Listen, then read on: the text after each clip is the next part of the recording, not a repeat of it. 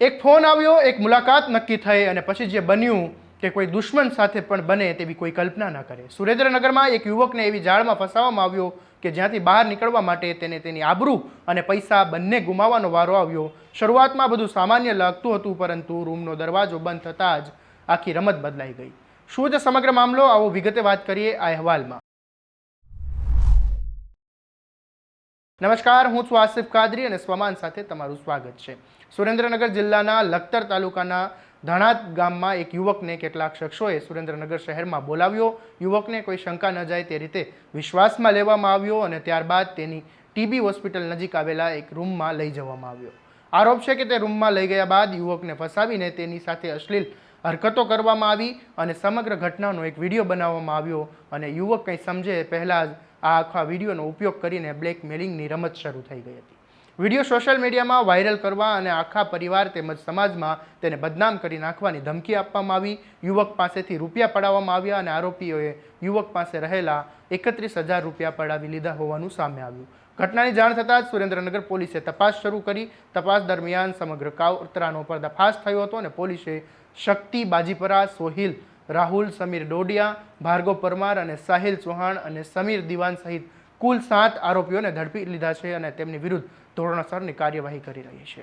તપાસ દરમિયાન એક વધુ ચોંકાવનારી માહિતી સામે આવી કે પોલીસને શંકા છે કે આ ગેંગનો આ પહેલો ગુનો નથી। પ્રાથમિક તપાસ મુજબ અગાઉ પણ અનેક લોકોને આવી જ રીતે તેઓએ ફસાવીને રૂપિયા પડાવી લીધા હોવાની આશંકા વ્યક્ત કરવામાં આવી રહી છે। ત્યારે આ મામલે સુરેન્દ્રનગરના એએસપી વેदिका बिहानी ने શું કહ્યું એ સાંભળી। के विस्तार के अंदर हनी ट्रैप का बनाव बना था। मैं सभी नागरिकों को जागरूक करने के लिए बताना चाहती हूँ बनाव कैसे बना। पोलो करके एक एप्लीकेशन आती है, उस एप्लीकेशन के अंदर जो आरोपी थे उन्होंने खुद को एनरोल कर दिया, खुद को एनलिस्ट किया और उसके बाद जो भी उसके अंदर उनके साथ चैट करते उसको मतलब हमारे फरियादी को एक अजान्य जगह पे बुलाया। उस जगह पे बुलाकर उसको एक कमरे में ले जाकर बंद कर दिया, उसको मारा पीटा और उससे 31,000 रुपये ले लिए और उसको यह कहा गया कि अगर वो ये बात बाहर जाकर बताएगा तो उसकी वीडियो वायरल कर दी जाएगी और सभी को बता दिया जाएगा कि वह इस एप्लीकेशन का इस्तेमाल करता है। तो मैं सभी सुरेंद्रनगर के निवासियों को सबसे पहले आगाह करना चाहती हूँ कि इस तरीके के एप्लीकेशन जब वह इस्तेमाल करे तो वह बहुत ही सचेत रहे कि वह सामने किससे बात कर रहे हैं, क्योंकि ये इस तरीके के हनी ट्रैप का भी बनाव हो सकता है।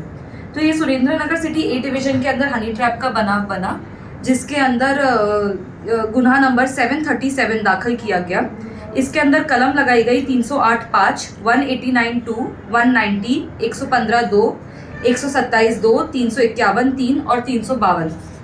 इसके अंदर मुख्य आरोपी 7 हैं, जिनका नाम है साहिल भाई दिलवर भाई चौहान, शक्ति भाई मनोज भाई लाखीपरा। ये शक्ति भाई के ऊपर अगाऊ 2 हनी ट्रैप के केसेस भी हैं। भार्गव भाई परेश भाई परमार, समीर भाई रफीक भाई डोडिया, इरदीन भाई कमील भाई शेख, समीर भाई अब्बास दीवान, अंकित भाई भरत भाई त्यागी। अंकित भाई पर भी अगाऊ BNS 109 कलम दाखिल हुई गई है।